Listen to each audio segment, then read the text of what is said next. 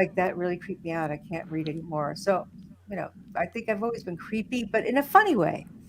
You've been creepy in a funny way. Yes, That's a because T-shirt, almost a coffee yeah, mug. creepy doesn't work unless there's humor. Deb, do you see her as creepy? Well, sometimes I have to admit, sometimes. Wendy, what about you? Is Pat creepy? I think she's quirky, not creepy, Quirky, but okay. maybe creepy slash quirky. But yeah, Oh, but compared We're to all Now you're just quirky. showing We're all off your quirky. vocabulary, Wendy. yeah, but I know. I Wendy, thought that was a big okay. word, quirky. Quirky. No, quirky I've been told too, but Wendy is like the ultimate creepy. So I think compared to her, Whoa. quirky is like but Wow, not I in a never. bad way. But she Not in a can bad really. way. All the insults are in a good way. With You us. gotta realize that like Wendy has been she's been dealing with true crime TV and she's seen a lot of very very like gruesome stuff. And so Yeah. even when she's not trying to be creepy, just the way she talks every day is Interesting. going to be creepy. Yeah. Yeah. Second Just the way she nature. talks every day. Well, about what she talks about. Now, I don't find it creepy, but I'm really always weirded out when people say, "Oh, you're talking about a serial killer." That really creeps me out. I'm like, why? Anyway, What is there about Debbie that you feel is special about her? So everybody that's watching us and watching us on your big screen TV via Roku or Amazon Prime or Prime Video, whatever it may be, all right. Debbie is right next to me, to your right if you're watching it or whatever the case may be. Pat, as you can see, TM Yeah. Dunn right below me, and then Wendy is next to her. So what is there about Debbie All right. So when that I you find first, intriguing? all right, when I first met Debbie, it was at some sort of, I think it was a writers' conference, but she did creep me out. And the why she creeped me out is because I grew up in the Bronx where people smiled at you, we'll help Oh, you. It just made you feel a little weird. So she was always very friendly and smiling, and I'm like, oh, what's going to happen next? I'm always waiting for come with me into the basement. oh, But then when I found out that she was Canadian, I realized, oh, okay, I felt Mystery like that solved. explained everything. Is yeah, that explain everything because Canadians are really genuinely nice in a way that We New Yorkers are. can always or interesting? understand. This is Yeah, true. it is true. It's very true. It's All right. true. And I promise to apologize several times during Yes, this podcast. and yes. Oh, just, Now the difference is now is that, I grew up in a culture where you apologize. I'm sorry for everything, and people are like, "What are you sorry for?" But that's what we say. We don't really mean it, but Canadians really mean it. Could you say it right though? It's not I'm sorry, it's I'm sorry. Well, oh okay, my I'm goodness. sorry. Oh, I see. It's a whole different language thing, but yeah. Sorry. So yeah. Okay, so that Do you want to explains know? why. Wait, Just I have to tell you go ahead. Go something. ahead. Yeah, Do you yeah, want yeah, to know yeah, the yeah. first time I fell in love with creepiness? Yeah. Your first Oh I boyfriend? goodness, I don't even know if I. First girlfriend? I was maybe 9 years old. I was at summer camp, and we were sitting around a bonfire. You just have to picture this whole scenario. We're sitting around a bonfire, and it's very dark, and you can hear the crickets. And one of the counselors gets up and tells the story of the monkey's paw. Remember how No. creepy I'll that remember story that. Yeah, is? they're all over. Yep. Yeah. So that story just completely creeped me out, but I loved it. I Yeah. loved So it. did I. So that was the beginning of the creepiness. And how old were you again? Maybe 9, I want to say, My because that's when I goodness. went to camp. Wow. So. Well, it was a different time when I was a kid. I mean, I was 8 years old, and my aunt took me to a movie. And in this movie, the one character, that was dying touched somebody else, and then they got possessed. And throughout the whole movie, people's heads were chopped off. I mean, it was the most gruesome thing in the world. And at the end of the movie, my aunt said, "Maybe I should have taken you to see that." So It was that's too late. yeah. So, It was too late. Can't but, unsee it. yes, but you couldn't unsee it. But that's just kind of Yeah. like the omen. These were just like part of our culture, whatever that And means. Wendy, Um, anything you want to contribute to that? To that? I guess I worked at Core TV and on Nancy Grace's show for 20 years, so I covered really awful, gruesome crimes, but I never considered it creepy. But there were a few crimes we covered where the killer was super creepy. We did that vampire. I don't know if anyone knows about Oh, this I love case. vampires. That vampire case in Florida. He was Yes. creepy. He Yes. was so creepy. But in general, the stories were just heartbreaking and awful and gruesome. But I didn't really attach the word creepy. But he was about the creepiest defendant we ever covered. Well, Wendy, you had to have something in your childhood. I know a lot My about your childhood, work just there. hearing about murders all the time. When I was little, growing up in the New York area, I just always got freaked out, seeing their pictures in the paper and the victims and things, and from a very early age, that always just freaked me out. Wow. Hmm. Now, Not a lot of murders in Toronto where I grew up. Yeah. That Not a lot. You said not a lot of murders. We got you frozen. We got you frozen a little bit, Debbie, there for a moment. Okay, so did you say there wasn't, or there were a lot of murders? There were not. Oh, a not lot of yeah, no. murders. That's why it's Canada. I mean, it's very different Yeah. on this side. Yeah. Yeah. I mean, like the book that I've written that has this serial killer father who's a very good father, but I was like basically obsessed with serial killers because at 12 years old, the summer I went through puberty, the person called the Son of Sam, 45 Mm-hmm. caliber killer, he killed right around the corner from my house, my friend's cousin. So, everybody's cutting their hair because we think that he looks like he wants to kill girls that look this way or whatever. Right. And so I just got obsessed with this guy, and then he turned out to be my aunt's post office person. And so, What? yeah, and then he was there, but at the time there was no word serial killer. The FBI didn't name it yet. And then later on in life, I just started reading everything I could about serial killers, and I've listened to every podcast. And so, but when I sat down to write this character, the voice was in my head, very strong. I didn't know he was a serial killer until much later. So, but I felt very comfortable, much more comfortable than the female protagonist, the daughter. And everyone was like questioning, like, how could you feel like, doesn't that bother you? And I'm like, no. And then they look at me like they should, and they take 10 steps away. But it's just, I just feel like it's just what what I can relate to because it's controllable in some ways, unlike the world we're living in. So, but I won't get into politics. Well, I want you to know that the world we're living in is definitely tilted in a very creepy way. But what you're writing about, it kind of shows the way you see the world, of course, as authors. So if you had to describe the way you see the world, how would you say you see the world through your writing? How would you describe the way you see the world, Debbie? Sad, scary, a little bit unjust. Okay. I think. Yeah. How about you, Wendy? I would say I would echo those words and also say incredibly unjust because, again, not to get into politics or punishment with crimes and things like that. But I will.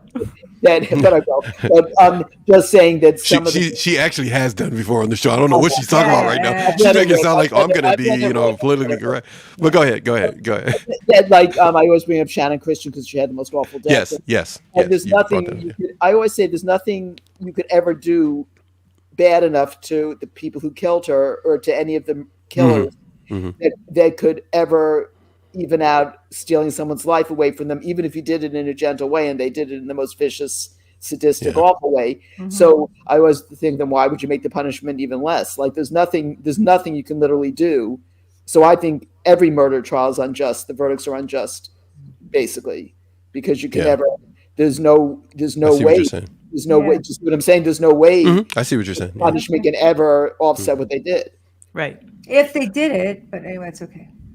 How would you say? You bring up an interesting point, Wendy, because my publisher of my first book, put the word justice into the subtitle. Oh, really? Here, let me show you. Yeah. I will show you. So here's the first please book. Show us. The subtitle is a story of war. Sure, I see right. There, justice. Right? There's no justice. So I always wondered about that word. Justice is a total fallacy. It's true. And what does it even no mean? Justice. Yeah, no justice. Agree. Just degrees of bad, no justice. Yeah, and really, what does justice even mean? And justice for one person is different from someone else, and it's an elusive non-reality. I mean, it hits you hard. Before we go down that even more down that subject of justice, and I want to touch on that after we get an answer or some thoughts from Pat in regards to how you see the world in just a few words, and then let's go back to that subject of justice. I have a question on that, but go ahead, Pat. Okay. All How right. does your book Well, I just help want to people say see the world? everybody always says a few words because I ramble. Okay. So, No, you got to go on a tangent on our show. You do something uh, different on somebody else's, but here it's no, no, just go. so I think what I got really curious about with Mhm. the character of the father, and I see the world as complex, and I don't necessarily think that humans are necessarily good or necessarily bad, but they're both. And I'm most fascinated with characters that can be a great father and then kill people for other reasons. And so I Hmm. know, so I think I'm one of those like what my father used to call himself, like the optimist who's also the cautious optimist. But I believe Mhm. that I feel like there's hope on some days and then on other days I feel like that it's hopeless. But I think that Mhm. people are complex, and I like to my favorite. Or let's just say that my favorite character, and I say this probably way too much, is Hannibal Lecter, because what that author has been able Hmm. to do is he's writing about this serial killer who eats people's faces, and at times you're able to actually root for this character. Okay, now maybe it's not many of us that do, Hmm. but to be able to show the complexity of these characters is like You know something. they're laughing. You understand that they're laughing while you're Wendy, Oh, speaking. do I know. you A lot root of for people are Hannibal laughing. Lecter? What? Yes, What? yes. But Do no, you I root mean, for- I'm sorry. Somebody's listening to you, and I've interrupted you. But go ahead and finish what you're going to say, please. No, I just sound like, I don't want to sound like this horrible person that I think that serial killers are justified, but I think that people are complex. So when actually set this book out, I was writing from this man's point of view. I didn't even know that it was going to be a serial killer. It was really, my father passed away. So it was a father-daughter story. And then before I knew it, he was a serial killer. And before I knew it, he was an exterminator like my father was. And many people ask me, so was your father a Okay. serial killer? And as I say, Of I don't course, know, that would happen. I don't know for sure. But if it gets you to buy the book, sure, whatever. You would.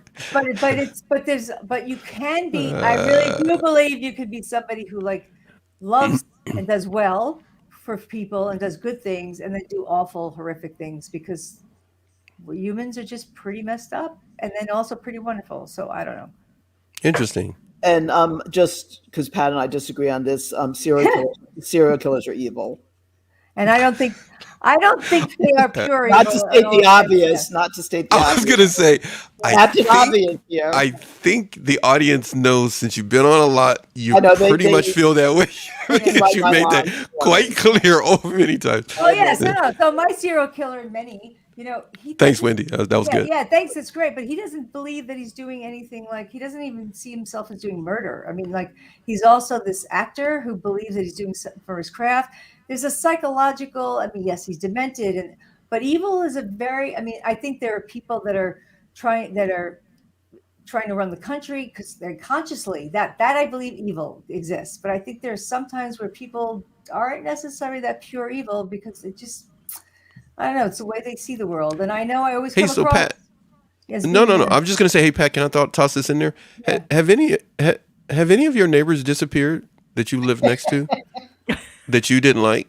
I can tell you, as my partner always used to joke, I have to keep my eyes open when I sleep. When But he's sleeping, but yeah, I will tell you, I yeah. watch enough true crime, read enough books, including Yeah. the wonderful books that Debbie and Wendy has written. And the fact that I watch every cop show in the world that people just Really? I can tell you a million ways how you can get away with murder. It's very easy, a lot easier than people realize. It is a You know lot what's you know what means a lot to me right now is that you said that and almost in a stereophonic way, both of their heads moved up and down and agreed with you. Yeah. Debbie and Wendy's head almost in stereo sync. Just went up and down together. So, so you both agree with her on that, right? Is that what you're saying? Almost. I would say there are 100 ways You guys to are creeping me out commit a now. murder. But one of the things that I found out while I was writing my first book, which is about a murder, Okay. is that it's very difficult to get away with it because the police are smart. They're much smarter than I ever gave them credit for. Well, They're many, clever. not all. Okay. I would not Okay, the specific Robbers, ones, okay. the specific ones in my story, Okay. which is a true All right. story. Oh yes. All Maybe right. because they're Canadian. Do you think Yeah, that's no. why? Oh, that's Oh, messed no, up. no, no, but you know what? She's right. Send all letters No, to she's make right. it. Okay, don't write them to me. Send it to No, Debbie. there are Canadian cop shows that I'm like, wow, they are brilliant, and not and the way they do a lot of cop shows here, it's not the same. But yeah, I agree. Go ahead. Oh, I'll give the Canadians that. Go ahead. thank you. Thank you. That and All poutine. hate mail goes directly to no. I'll take it.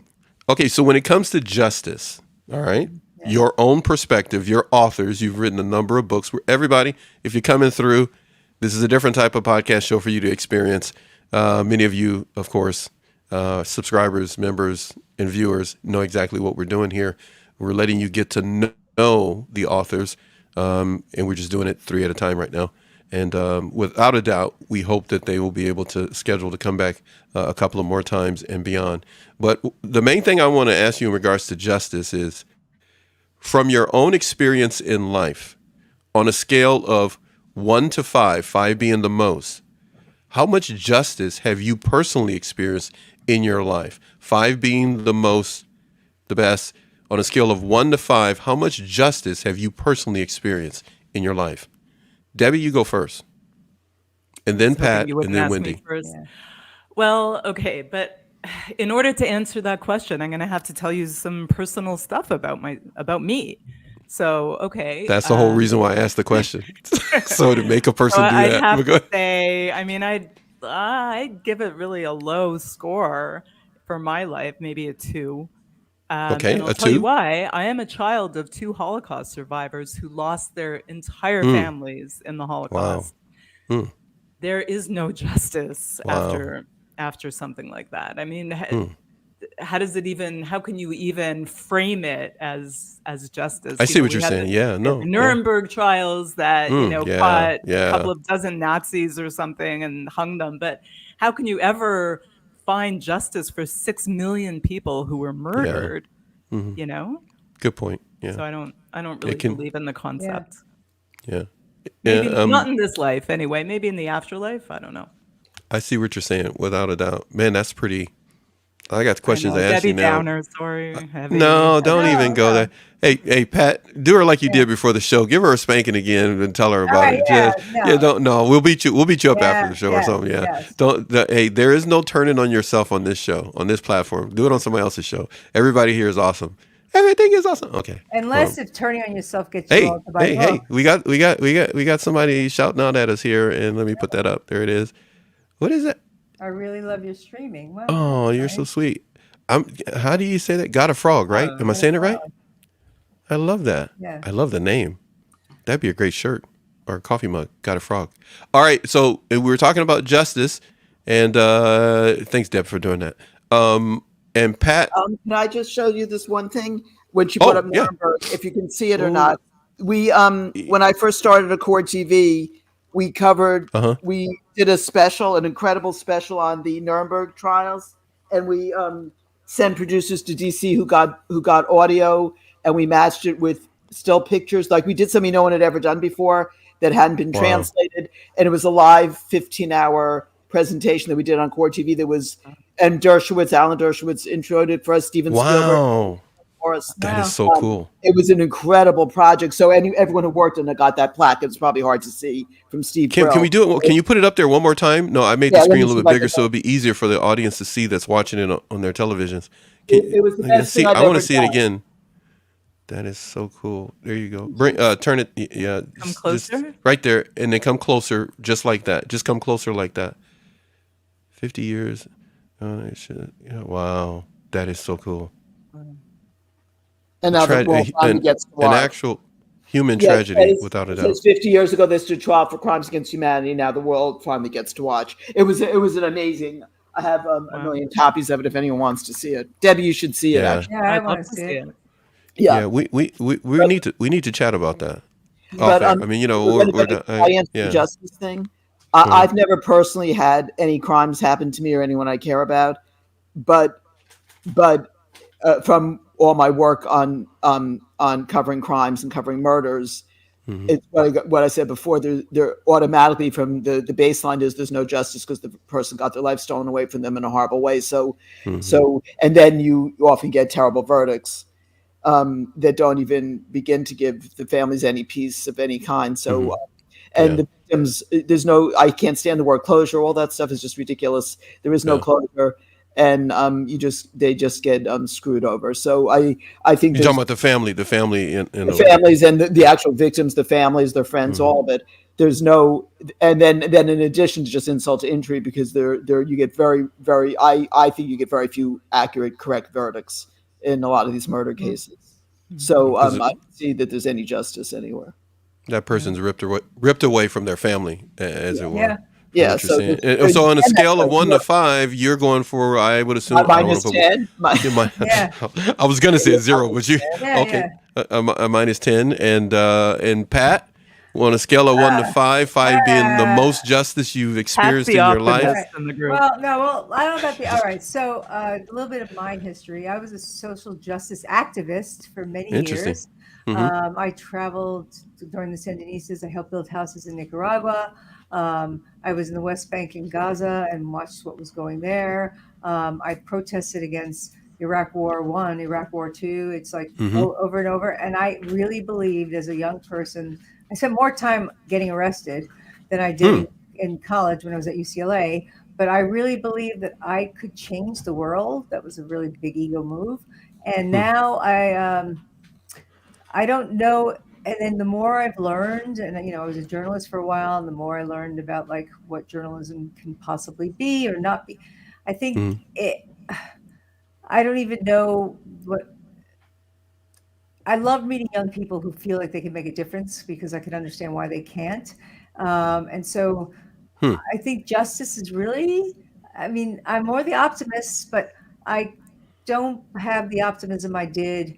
They say don't trust people when they're over 30, based on their, voting and all that. That's what the saying used to be. I say don't trust people over 30, not under 30, because when you're Hmm. under 30, you like I did, you have all these ideals. I never would have voted not to get into politics, but I never would have voted Democrat because I was too left of the Democrats, right? I never would have done a lot of things. And then you get a little bit older and you start, if you're going to sell out, that's when you do, because you're just trying to figure out how to make, and I worked in DC, and justice is relative, but basically justice in this world seems to come down to really money so much that it's and not that money's bad to make a living, but it's kind of hard to even define what that even means anymore. So yes, so now I'm being like the downer Pat or whatever, but I gotta believe that there's hope. Okay, so the reason why I write is that because I really feel like through things, literature, books changed my life as a kid. I used to have to sneak to the library because my friends would have like made so much fun of me if they knew that I was going to the library on Saturdays when they weren't around. But I really do write, and I think all of us do, because we kind of feel like in some way that we can make some difference, and I think we do. I think all artists do. So So, anyway, Pat, you yes. don't trust me? Why would Oh I? my God, this is gonna be good. I told everybody. I Oh, told you that guys was at the a good beginning. one. This is gonna. Here we Oh, go. Here we go. all Go right. ahead. So Do you trust her? You don't trust Yeah, the under 30 crowd? You're Do you, under yeah. 30. Oh, I thought because the Canadian thing. No, because No, everybody trusts Canadians. no, I was saying, I was saying, no, I was saying earlier. Little do they know. No, I was saying No. earlier when I No met comment. you. Yeah, Again, send all mail to David. No, yeah. No, the Why am I listeners. the only one getting the mail? No, you the one saying it, yeah, girlfriend. no, So- yeah. The listeners didn't hear earlier. We were talking. I said the first time we were talking about what was creepy and all that. And Wait, you haven't given it a number yet. oh, Okay, you know what? This is like the pre-show chat, huh? This all is right, like but, the all right. and I so we don't- all listen to. Anyway, clowns are creepy. Never trust a clown. Yeah, I That's- saw that come. that's See, true. now you stole my thunder. I was saving All that right. one for you. That's okay. Oh, No, That's Wendy's but thing. Clowns are creepy. My Clowns thing are is creepy. never. Scale of 1 to 2. trust A a scale of 1 to puppet. 5, rather. All right, 1 to Scale of 1 to 5. All right, I don't We got a like minus scale. 10 and we got a 2. We got a 2 from Debbie and a minus 10 from Wendy in regards to justice in the world today. This is generous. What number? What'd you say? All right, all right, the possibility.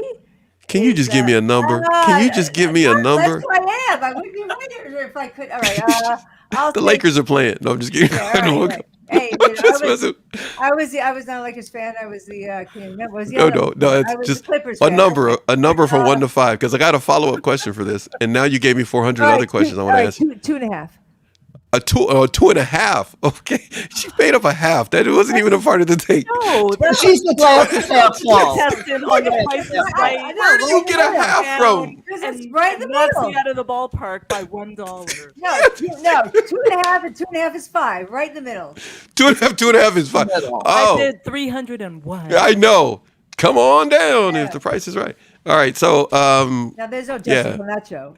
Well, I'm yeah, just on, let's make a deal. No. Yeah. Okay, so two and a half. So two and a half, a 2, and a -10 puts us somewhere -50, like how cold it is in Canada, something like that. So that's kind of where we're going in regards to justice in the world from your perspective. If you've had to say with your books, and everybody, we're going to get to that. You guys can, this is free TV. You could hang around and watch us sink this ship, or you can watch us float, one or the other. But whatever it is, you're going to have fun. Okay? So no matter who you are, if you're watching this, you're going to have fun. Yeah. We're not getting nothing done, but you're going to have fun. But you better go buy the books. But what I was going to say is, okay, here we go. Put the pizza down and buy their books. We'll get to the books. Okay, so if there is something on your chest that is not in your book that you wanted to get off your brain and in your whatever, thank you, Debbie. Good. So if you didn't catch that, everybody, here we go. First, you get this. Just look at the screen, everybody that is watching our show. If you're watching these beautiful ladies, notice the screen. Thank you. You get a high first, and then you get the most important thing you need to remember. Buy our books.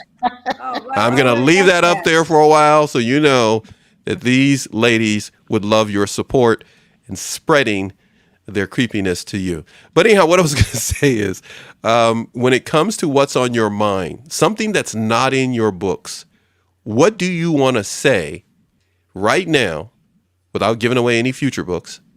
What is something you think you want to get off your chest and say that will not get me a part of cancel culture, that you want to say that is not in a book right now, but it could possibly be in a future book? What would you like to say? We're going to start with Wendy first. So, Wendy, what is there on your mind that you'd like to say? So this can be pretty much anything, right? Except for the parameters that I Anything that said won't before get every you. show. Yeah, right. Okay, go ahead. Well, my whole thing right now is animal rights and You're- things like that. So I did too. I have to agree with you, Debbie. What? Yeah, go ahead. so We knew you were going to say that, but go ahead. I'm so predictable at this point. But no, I just become obsessed with trying to save animals. Like I was in Alaska a few weeks ago, a month ago, whatever, and the sled dogs there, the way they live, they're always on a chain, and I sort of bonded with 5 of them because they were up for adoption, and they were just the sweetest, most affectionate dogs. And you know, just everywhere you turn, it's like once this starts to resonate with you, like you can't believe you ever ate meat, and you can't believe you ever weren't aware of it to the extent. And they always say you can judge a person by the way they treat animals, and I think it really is true. And you know, like things pop up on Instagram all the time and Facebook, and I saw the video the other day. This guy was going to hit there was a golden retriever when the puppy, and I guess the puppy had gotten to his phone cord or something, and the guy had this shoe and was going to start to hit the puppy, and the mother dog put her paw around. It was so upsetting, and it's like it's like all day long, and then you always think there's like a slogan, say like you can't save all of them, save one and one and one till they're none, and you know, sometimes the problem is so overwhelming, especially the dog meat trade. That I've gotten involved with different organizations that it makes you feel hopeless, and you think, what's the point of even trying? But every dog you save is better than not saving them. And anyway, it's become like an obsession with me. So I recommend anyone go to look up the kill shelters. People don't realize they're still. I thought kill shelters were a thing of the past. They're kill shelters, much, yeah. especially in LA. It has the worst Really? number of kill shelters in the country. I didn't know that. And and lab testing is outrageous what they still do. Like the stuff that I all thought was ancient history. It's active. That they're not doing anymore is still prevalent. It's everywhere. And these dogs, even the dogs that are in non-kill shelters, are sitting in these shelters all day. You know, like go to a shelter. You can take dogs for walks. You can, if you go to Kauai, the animal places there, you can take a dog out for the day and bring it to the beach and stuff like and go to your local places and start initiatives where you can take the dog for the day, bring them toys.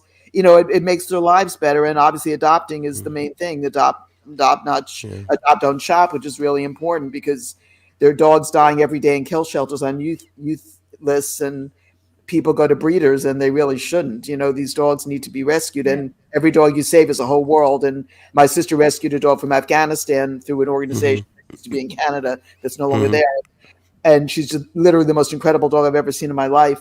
And at least we saved her. So, and if they save these dogs and then no one adopts them, then what's the point of like it's really, really, really important. So that's where all my energy is going. Okay, And so that's great. everybody knows that That's was great. Wendy sharing what was on her mind. Pat, I know you have a dog that you really Oh yeah, love, yeah, right? yeah. And how'd you say before it was the best dog before we started the show? How'd you say it? Best dog we so the I mean I love dogs. The last dog we had was what we called the cancer dog. Uh-huh. My daughter had cancer at a young age, and I would have never, as a single mom, would have gotten a dog, but I did, and we love this dog. But the dog, as Mm-hmm. I hate to say, very cute, fluffy thing, and it was actually bought from a store, Mm-hmm. and the dog was an asshole, I have to say. We loved Butterscotch. Oh, sorry, can I not say that? Sorry. So, but No, Butterscotch. well, you want me to make you feel better here? I'll make you feel better. Hold on one second. Let me Okay. see what I got here. Let me see which one I got here. How's that? Feel All better? right, that's I right. All just right. okay. All right. So, Go ahead. my partner was, you know, didn't want a dog when we got together, but then that dog wound up like it Mm, was his best friend. So when the dog passed away, my mm, daughter and mm-hmm. I were like, we should get another dog. And my partner's like, oh, I'm not ready. And then all of a sudden, when we were not wanting a dog, he decided I want a dog. All right. So Uh, we went to this neighborhood, well, not too far, the shelter. And I had filled out 5,000 forms and kept getting denied. He filled out one sheet of paper and got approved. And we went to, and he's the most indecisive person in the world. I mean, really. And we got to this dog not place. that indecisive. He picked you. Yeah, that's a whole other story. Anyway, so Oh wait, well this is yeah, good. Now we're getting yeah. good. Okay, go ahead. Okay, All right.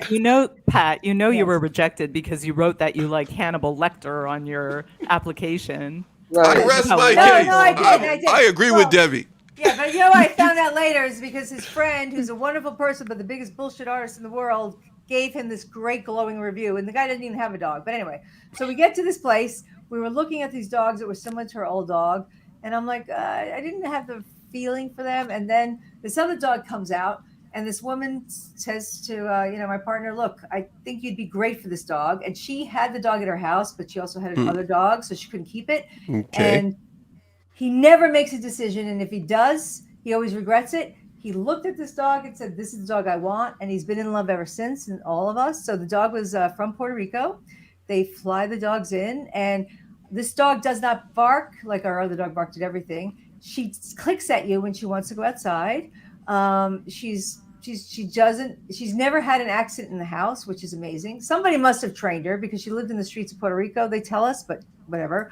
And she's just really kind and sweet. She's so wonderful that I think one day she will eat our faces off when we're sleeping. But Oh my until goodness. but until she does that, she's really, really sweet and great. So yeah, and everyone I know that have had rescue dogs have had so much better experiences than the dogs that they Oh spend a my lot of money for. goodness. Yeah. So anyway, The but precious dog. You think the dog has a twisted, creepy side? Is that what you're saying? that's why I love her. I mean, That it's was a just like long yes, hesitation yes, before you even yes, said anything. yes, That yes, just yes, alone yes, yes, scares me. yes, So, yes. But all right. but So yeah, that's what's on your but mind. So well, anything yeah, else but on no, your but mind? okay, what I basically was on I teach writing, and I've been teaching writing, creative writing to authors, right Oh now my for like goodness. 25 years. And Wow. what You I teach yeah, creative writing? yeah, Yeah. Cool. and I All focus right. on the novel and all that and thrillers. But Interesting. what I want Okay. everyone out there to know is like, okay, so I grew up in a working class world where everybody didn't think they were writers. Or they would tell you stories and they're like, you're the writer, you write that story. Everybody has a story to tell and everybody can write. Mm-hmm. All it means to write is just to put the words down. And if you can't physically do it, you can do it another way. And I think that people need to see that their stories matter. And the more they share them, the Wow. more I Mm-hmm. think that the more we share our stories with each other, I think then we'll find Mm-hmm. more justice because there's going to be more Hmm. commonalities than we realize. Because it's not about I just love that. yeah, and it's well, and I Okay. know it sounds very woo woo, but it's actually really true. No, I don't know about the woo woo part, but that was Well, that pretty was good. something we used to say in LA. You could easily get into an R&B band just going woo woo in the background. Yes, yes, yes. But that was really good when you what you just said. I agree with you, Debbie. That was really thought provoking. What you just said. I want you to repeat it, but I don't know if you'll do it for me. Could you even repeat it? Yeah, What you of just course. said? It's kind of what I live. I mean, everybody has a story to tell, and everybody can write their story. And if they Mm-hmm. can't write it physically, they can get somebody else or other ways to tell it. But if we all told our stories, because all our Mm-hmm. stories matter Mm-hmm. Mm-hmm. in so many ways, then I think there would be justice in this world because there's so much commonality among us, but we don't share it and we don't all put it out there, right? So we don't need to like just rely on authors that have published books or TV shows or no Mm-hmm. offense, Mm-hmm. but journalists. I think that if Yeah. people Yeah. told, the stories that they, because everybody, I mean, I work with so many people that say, I'm not a writer, but I have this story. And Mm-hmm. they have these phenomenal stories. And most of the things that get in their way is this belief that they can't do it. And I know I've struggled that with all my life, but that's why you can't Mm-hmm. do it alone. You find community, you find crazy friends that you do podcasts Mm-hmm. with because they keep you Yeah. going. That's a Did really she good just point. call us crazy? I caught it too, Wendy, but I was gonna All let it right, go this time. but crazy in a good way because there's crazies in bad ways, and I'm I think that's a crazy. yes from her. She Yeah, didn't back yeah. off. Notice how she No, doubled no, down on it. She just yeah. doubled down on All it, right. but Well, in a you know kind of a what? If kinder we way. were not okay, if we were sane, why the hell would we be doing what we do? We don't No, make we the wouldn't be. money. Well, We that's don't do. true. Yeah, exactly. You know. Well, yeah, but three of us are not talking about eating people's faces. Only you, the only one talking about eating people's faces, and your All right. dog You eating know. All somebody's right. face. So all right. It's not I'm just gonna. you and your Yeah. dog talking about eating people's All faces. right. You So I'm dreaming gonna. about the dog. I didn't Does think I'd ever anybody share. care that I Yes. have two dogs? I'm trying to get to you, but she's still Yes. talking. I just, all right, but just quickly, I want to share one thing about eating people's faces, and I just. Oh, just one thing about what's the one thing My- you want to add about eating Yeah, people's all right. faces? Yeah, that's a great line. My 24-year-old daughter got up the other day and she was feeling a little weird. And then I finally said, all right, you gonna tell me what's wrong? She said, I had a bad dream. And then she didn't want to tell me. And she finally said, all right, I had this dream that Oh my goodness. Oh you my were goodness. trying to eat me and I Oh couldn't get my away from goodness. you. And more I tried, the more you like to chomp on me. And I was like, what? So now so I tell my sister this, and I'm giving this whole analysis of like, well, she feels like she's trapped. She wants to get out of the world. She wants to move away from home. I'm suffocating her. And my sister just, in her very straightforward way, said, will you just stop all the psychobabble? She says, how many times have you said if you were like stranded somewhere and it was up to eating somebody that you would eat anybody that was around you? And I know you've said that in front of your daughter. And I was like, so it's probably just in the back of her head. And I'm like, oh, okay, maybe that's it. But anyway, so sometimes Her subconscious yes. is tainted with your hunger for flesh. Yes, but she's in therapy, so that's okay. So are you living in a rural area all by yourself, so no neighbors, so we don't have no? Oh we no, don't- I live in a city in Stanford. Yeah, no. Pat, I am never Alright. driving you home again. Yes, no. It's right. Well, Don't get a flat with her. Do not get a flat tire with her. Yes. Yeah. No, but at the same time, I'm also got that loving, wonderful part of me that will actually see somebody in trouble, and I will be there for you. So don't That's so worry. you can eat Yeah, them. What are you'll- you you'll talking help about? them before You're only you- doing this so you All can right, eat no, some. no, Always you know an what? animal. No, the reality is, and I remember even like in elementary school, that movie came out about the plane crash and people had to eat each other to survive. And I got to school, this is third grade, and I'm like, Chile. well, yeah, but that didn't bother me. And I'm like, I would do it. And everybody thought that's so gross. You tell me that if you were like stranded, your only way of surviving was to eat somebody that's already Okay. dead. I'm not saying killing. You wouldn't do it? Come on. Okay. First of all, how did we let the show turn this way, Wendy and I Debbie? don't know. It took a dark How turn. did we take a dark turn down the road of wouldn't you do it too Right. with salt and pepper? No. No. I got to tell you, no. I ain't doing it, and they can't do Well, it to me. I All would right, do so like Debbie's that, turn. like Pat Patty and carries Debbie. cutlery and a napkin in her Yes, purse. yes. Oh my I'm a goodness. survivor. I want to Okay. survive. No, Okay. but I want to hear about your dog. Debbie's So dog. your bib Great. doesn't have a lobster on it, is what you're saying. Sorry. Anyhow, so what I was gonna say is no. So that was really good, Pat. No, seriously, I didn't know that about the dog. That was kind of interesting. The dog, your partner. I learned a lot. I have a lot of questions for you, but I'll save them for another time. Well, But Deb- Debbie, what was the original question? The dog. She's got a great I want to dog. tell you about my dogs. I Oh, have okay. dogs, All right. and they would feel very left out if I didn't mention No, them when and everybody they- else Yes. is they- talking about Well, their considering the dogs. fact that they're listening to the show, They are yes. listening. Just with They are. They're at headphones, the door. headphones They're on. Yes, pawing yes. at the door. We're partying at the door. I have two Yeah. Aussie doodles, and I just want to tell Oh. you that personally, I can watch See doodles. the most horrific Aussie things doodle. happening to humans on television or in a movie, but as soon as there is a hint of animal cruelty, I can't. I am the same way. I can't. Interesting.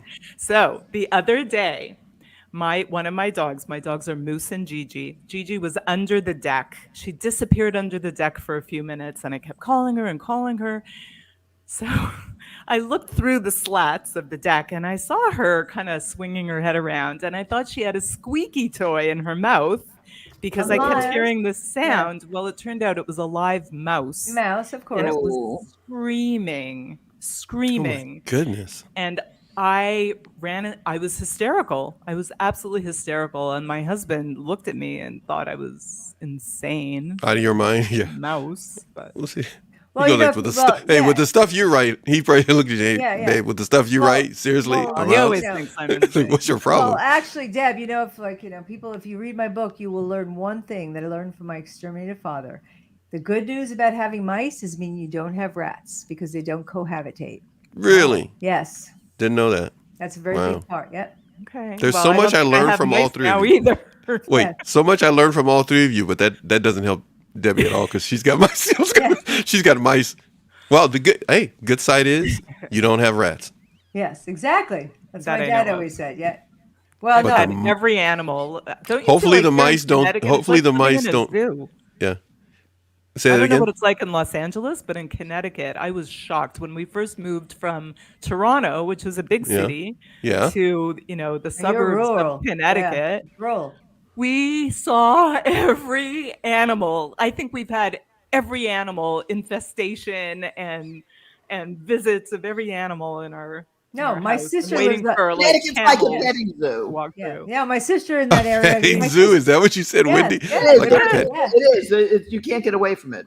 No, my sister had a bear in her yard. I mean, an actual bear, and We've had that in all the Trumbull. time. Yeah. Yeah. I know. Trouble. She lives. in Oh yeah, the bears are by nothing. That's you. ready. Yeah. Yeah. So, Yes. so when it comes to your books, let's go ahead and torture the audience. No, let's rather not torture the audience anymore, because we've gone 47 minutes and we haven't pulled up. Well, Debbie pulled up her book where he added justice. So here we go. Pat's going first. Pat, hold up your book Here you go. Woohoo. and just hold it there for a minute. Everybody that's normally here, get your screenshots ready. Debbie, you hold yours up. We're going to have everybody's hold theirs up. And Wendy, you're going to go ahead and put yours up right in the same spot. Up a little bit more there, Debbie. A little bit more, Debbie. A little bit up, a little bit more, Debbie. There you go. The key is trying not to peek behind the book. So if you hold the book Is that up, like that's- laughing? Wait, Right. who was that and character? yeah, I was going to say. And by the way, if you have multiple copies of your books, that's even better. If you can do like what Wendy's doing, she's holding both of them up. Well, I can look at both. Can you do that? Everybody just hold it for a moment and raise yours up, Debbie. Yours is the only one that's a little too low there. Right there. 'Cause Perfect. my shoulder hurts. It's hard to hold. Oh, I'm sorry. You were fighting with a mouse. But what I was going to say is just hold them there just for, I'm going to count 1, 2, 3, 4. We're done. Thank you very much. And I can go ahead during editing and do some stuff with that. I appreciate it. Debbie, if you could please tell us, well, first of all, what was the first book that you wrote? You had 2 of them up there. Which one was first? So the crate came first. Hold that one up for us for a second. Just toss it up for the Oh, you're screen. killing my shoulder here. I know. You're getting a workout with old Paxton here. Okay. And then the second book was the, The second book is called Snake A book? Nest of Snakes. yes. Okay. Now, A great There cover. are no snakes in the yeah, I book. like that cover too. Not I about like- Great snakes. cover. that's what, okay. You just, that Everybody was the question I was thinks going it's to about snakes. There are Okay. no So that snakes second in the book, story. everybody, is not about snakes, but the first book, and I got a question about the whole snake thing. We'll get to that in a minute. The first book though, why did you name it that title? Well, it's a very literal title. It's literal and metaphorical, but I will tell you that back in maybe 2010. Hmm. So remember how I told you there aren't a lot of murders in Toronto? Yes. Yeah. I Well, remember Well, you except saying for the that. one that happened to our family. So it actually Oh, yeah. happened a couple of hours north of Toronto, where we have this very serene, very isolated cabin on a lake in this area of Ontario called Mm, Muskoka. mm. And in 2010, my brother found a wooden crate that was shoved up underneath the cabin, and when that crate was opened, it was the Oh most my goodness. grisly yeah. thing Can Oh you you my could talk ever goodness. about? imagine. So it turned our family upside down. You know, Mm, we had three mm, fairly young children at the time who we wanted to protect from the violence of the whole situation. And my husband and I were completely mm, freaked out.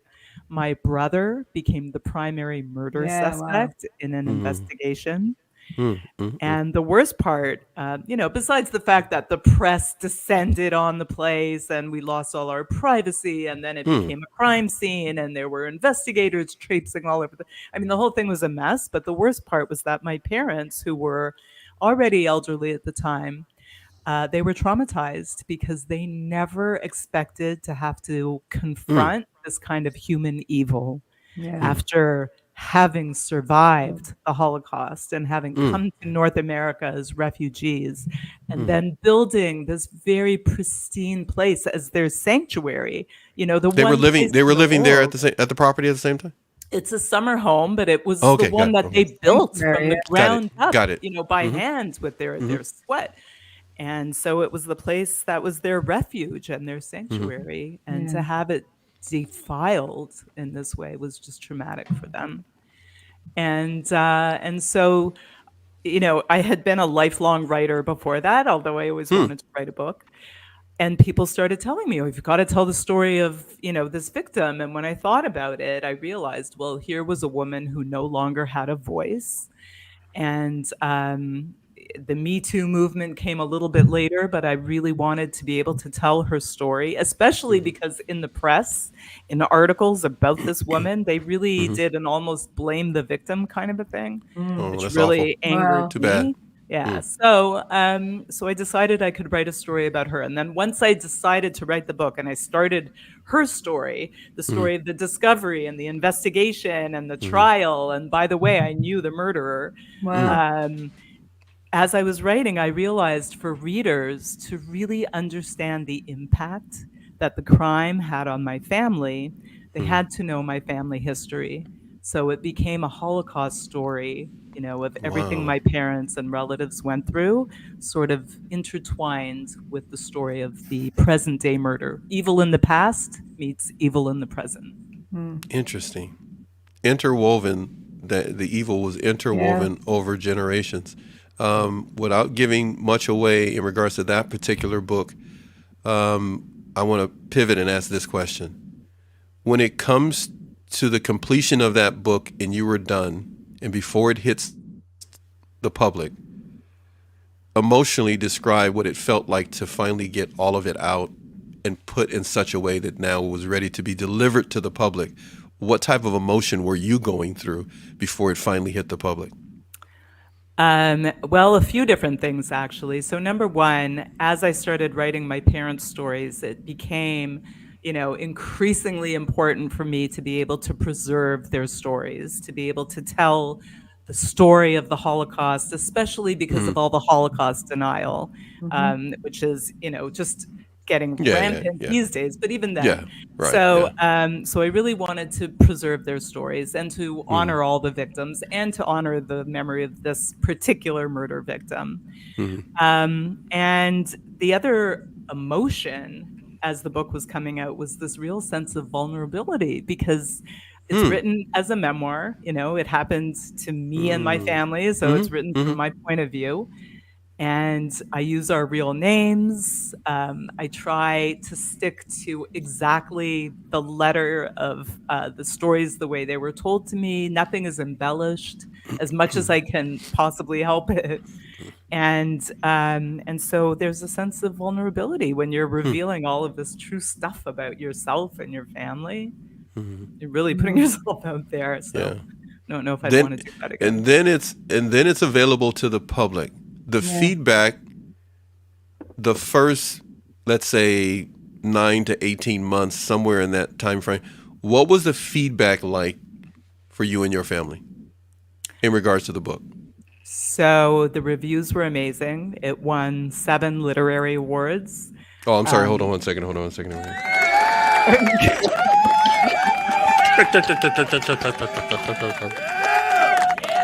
Should be proud of your work, as my daddy would say. Yeah, so that was amazing. That was gratifying. There was, obviously it's gotten some really, I've gotten reviews that ripped into it as well. And They don't count. for the most part, Haters are going to hate, so they don't count. Yeah, but those are the ones you really remember. You don't remember the 5-star reviews. You remember the one. Yeah, but you must have hit some chord. So you did something good. And plus, Pat's got a dog that eats people, so you can always send the dog. No. She hasn't yet. These people.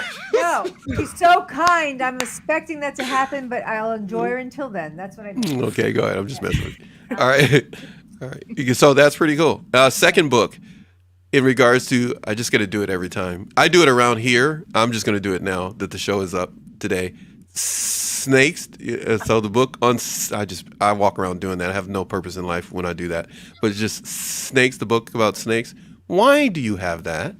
It's not about snakes. I know. Why do you have it? Why did I write it, or why do I have it? Why is it about snake? Let's just get to the snake thing. It could title. So the title, well, it's a little Freudian because you may know that snakes are symbolic, or of oppressors, but also they're phallic symbols.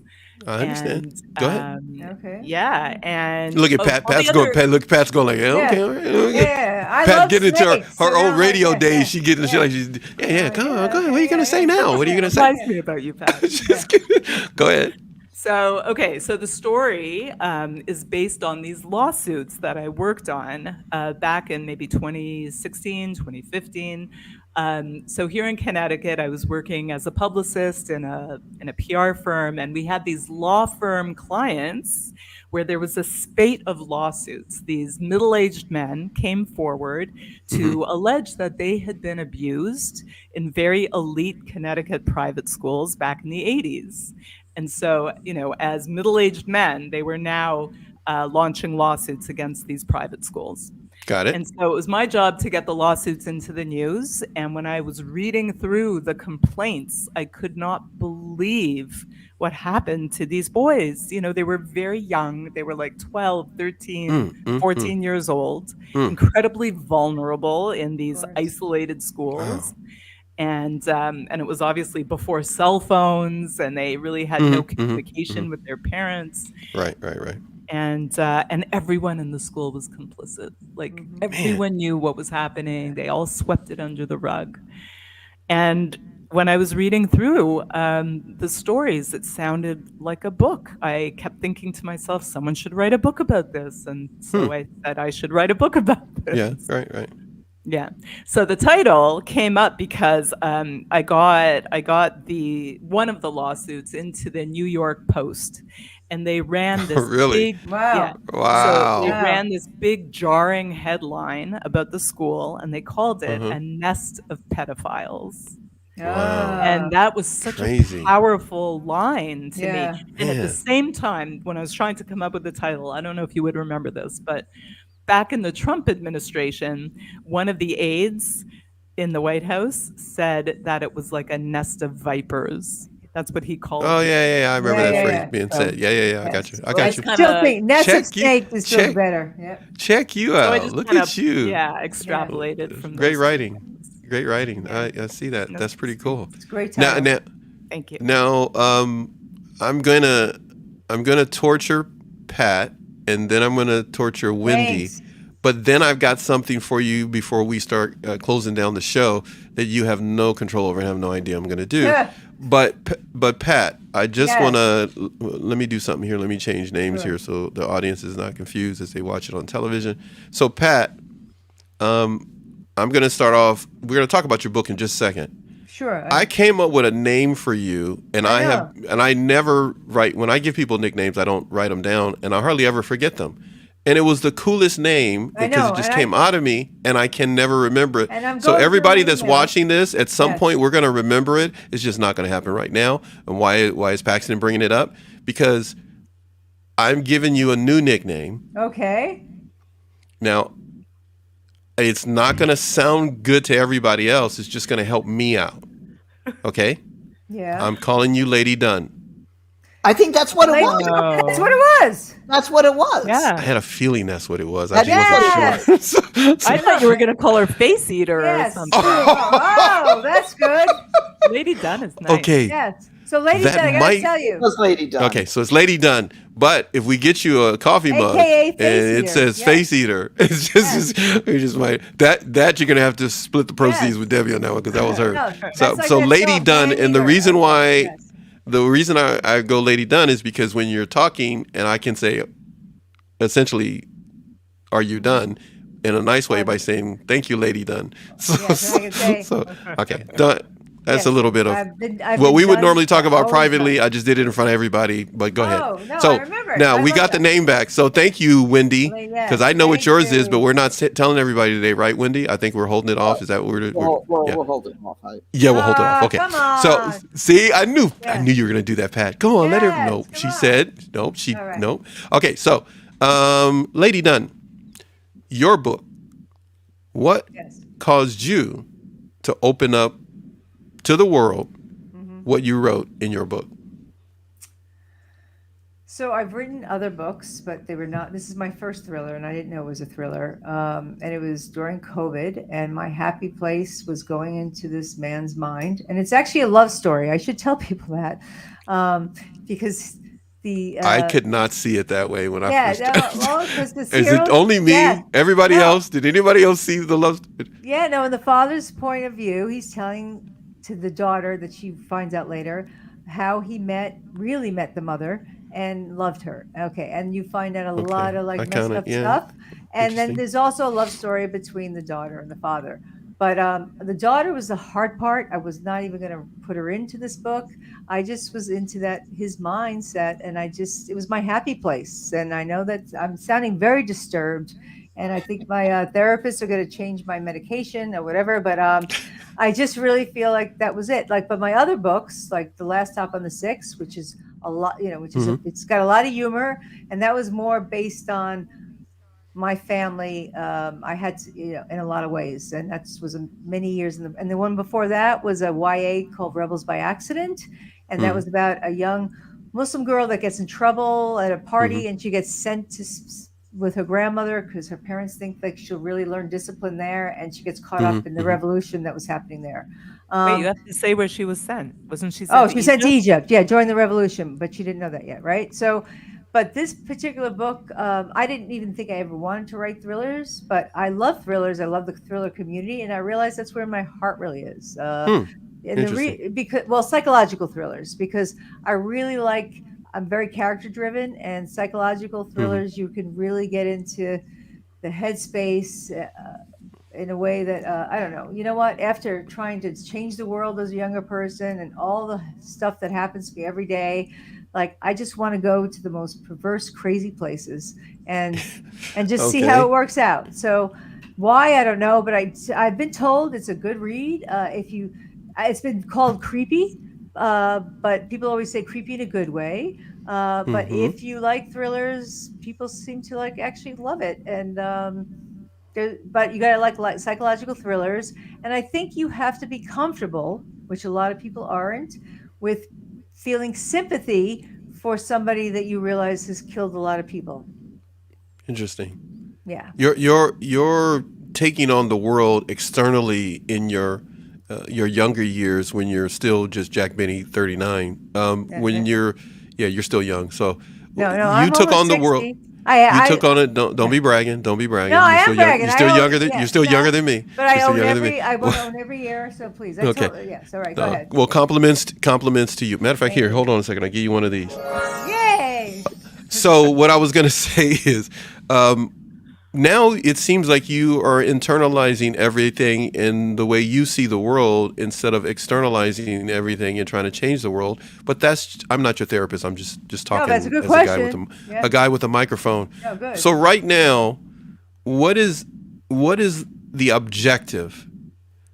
The next thing you're going to do, what is the objective you want to get out now? If you were writing a book right now or going to write a book. I am writing a book right now. Okay. So what's the next thing you want the world to get a taste of coming from Lady Dunn? So from Lady Dunn, the next book is a hematologist. Without giving it away. I don't. Oh, I'm not going to give it away, but it's a hematologist, and she grew up in a town it's not a cult, but it's bizarre. It's basically another book where what things seem to be are not. And it explores, in my head, friendships and betrayal and I always write about family secrets. I know it's very common, but it just seems to be like how family secrets can kind of protect you, but also really screw you over. So I guess I just really, and this next book is really about friendship at its core, in the way that some of the people that are closest to you can do like bad things. And Okay. again, it's not even because they mean to, but because it's really about about them. And I guess that's what I've had to try to learn all my life, that it's not me, it's them. And then one day you wake up and you realize, well, maybe there's some things I could look at too. So I'm really talking like kind of out of my I won't say that word, buttocks, because I can. yeah, because all right, I will tell your listeners a little secret. So we write these books. I spend a lot of time getting authors and writers to cut out. I tell them, don't think. We try to get into our subconscious. We do these prompts and we let what comes. And then we have these books and we get on these shows and people interview us, and they're usually very smart like you and give you these great questions. Yeah, right. And okay. then, You're so sweet. And then you're sitting back and you're like, yes, that's exactly what I thought. And you're coming up with all these metaphors and all these ideas that you had no idea you were doing when you wrote it. So a lot of why I write is just explore and see what's going to happen next. Okay. So since you said that, and thank you for the compliment, and I'm glad I paid you that $20 to say it. But what I was going to say is, it was 25. It was 25, but 5 of it was Canadian. But what I was going to say, but before we get to Wendy, who I've tortured many times on this program, I just want to do this, and I want everyone to comment on what I'm about to put up on the screen. Okay. So here we go. Let's see if it works here. Okay. Here we go. Verbally comment. Yeah, unless you can do it from your armpits. I don't know. Just hold on. Leslie Nielsen did that. Yeah, there you guys are funny, man. Right. Okay, nobody's paying attention to us, but we're having fun. Here we go. This is free TV now, but here we go. Okay. I had nothing to do with this video, but here we go. Go. Hi, I'm Patricia Dunn, TM Dunn. And I'm here to tell you that I have often been accused of being someone who writes outside the box. And listen, you can write inside the box. You can write to what's in vogue now, what the market is supposedly calling for. But tomorrow, that market and that box will be completely different. So my advice to you is write what you feel passionate about. Figure out what matters to you about your story and what you want your reader to take away after they've finished reading your book. And don't worry about being inside a box or catering to any public demand or commercial interest, because if you write what you care about and you love, you will find a home for your book and an audience. Okay, you can do this. It's not easy, but we can all do it if we just sit down and write. All right, so panel of authors. All right, so that was embarrassing. Okay, yes, all right, yes.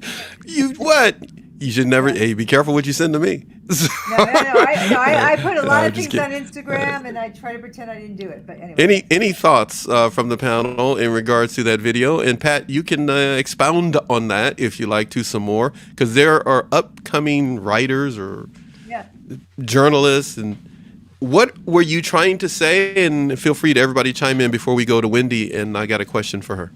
All right. So I guess what I was trying to say very fast, because you don't have a lot of time when you do these Instagram things, but is that, originally, I was always being accused even by my agent. She loved my writing, but she'd always say, you never, she said, you're always writing outside the box and it makes it so hard for me to sell, right? And then, recently a publisher, was saying to her, that's what we love about her. Yes, she's hard to Yeah. sell, but she doesn't Yeah. like do the same. So, and I worked with so many writers that were going to try to write to a market. And by the time they finish their book, even if they write it within 3 months, which is impossible, the market changes. So if you don't write what you're passionate about and what you care, you're basically screwing yourself over before the whole thing starts. So that's what I was basically trying to get to. And I like Yeah. putting a box over my head. Anyway. Yeah, I found it very, very visually stimulating. It was like watching Laugh-In or something like that. It Well, was really also, good. I was trying to get some money from I don't remember what the company was, but some coffee company. I was like, I thought it was product placement, but they didn't get in contact me. But if they want to contact me, I would be If- very happy to give them Go more ahead, give them a credit. shout out right now. Yes. What's the name? Go ahead and say the name of the company. Go I ahead. can't remember the coffee. It was a coffee maker that I can't. That's the problem. Look. Oh I'm my so bad. goodness.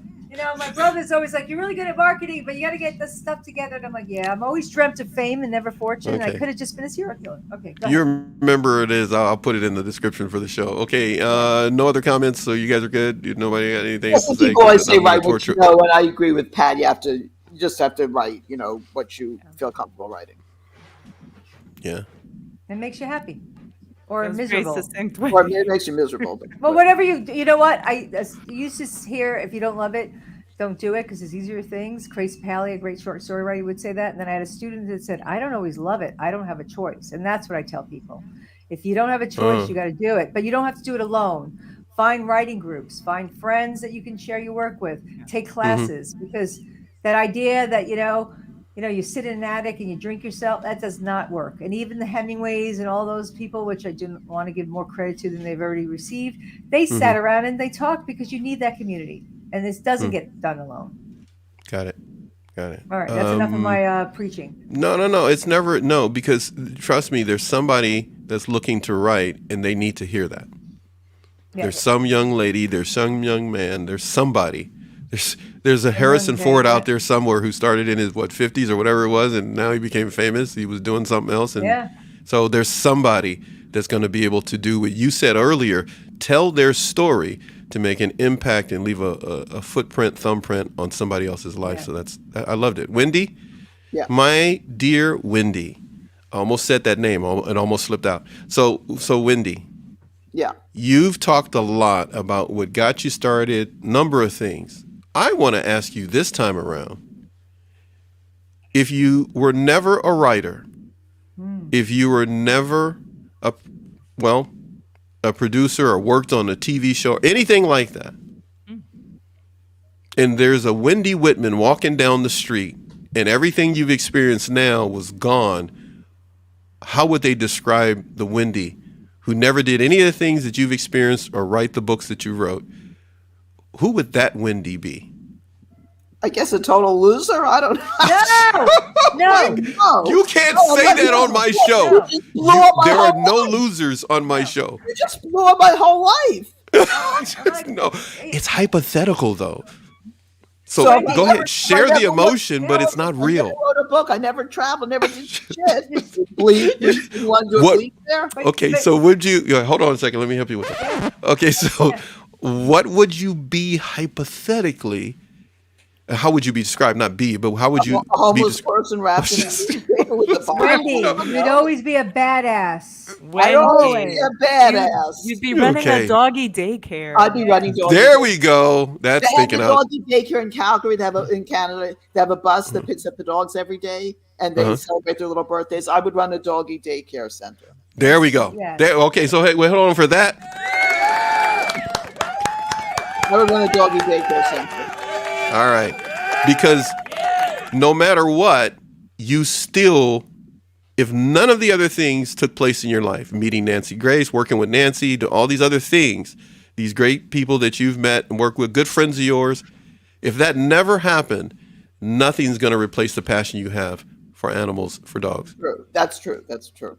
So you would have your chin up and you'd be strutting down the street ready to live life because you were helping animals. They really can't protect themselves. No. Right. If I was like 20 again and started my whole life over, I would have done a career in animals with animals, definitely. Okay, there you go. Animal advocacy. There you go. 100% I would have done that. Is there a field Yeah. of law? Yeah, I think there is. Well, Animal Justice is an organization in Yeah. Canada. Yeah, I think there is. I think there is. Yeah. They just got they're working on the banning sale of horses to Japan for slaughter. They've been working on that. Yeah, there is because somebody reached out to us when we first got started a few years back, back in 2020, and they wanted to be on the show, and it just never worked out. But yeah, they speak up for animals legally. There's a way. Yeah, I can't think what it is right now. There's a lot of people that advocate you have to change the law. Yeah. To change laws. Yeah, same But thing. so I get what you're saying. If my whole life hadn't happened the way it did, what would I have done? I would have done. If I had the chance to do it over again, I would have just devoted my whole life to helping animals. Definitely 100%. But always a badass. But always a badass. Yeah, she's got. Hold on a second. I got to do this now. I'm going to put it up because what you just said, Pat, Lady Dunn. Check. Look at her in that leather jacket. Look at her in the leather jacket. Yeah, I just love using that picture. Don't point out the leather. That was my pre-vegan days. Yeah, wow.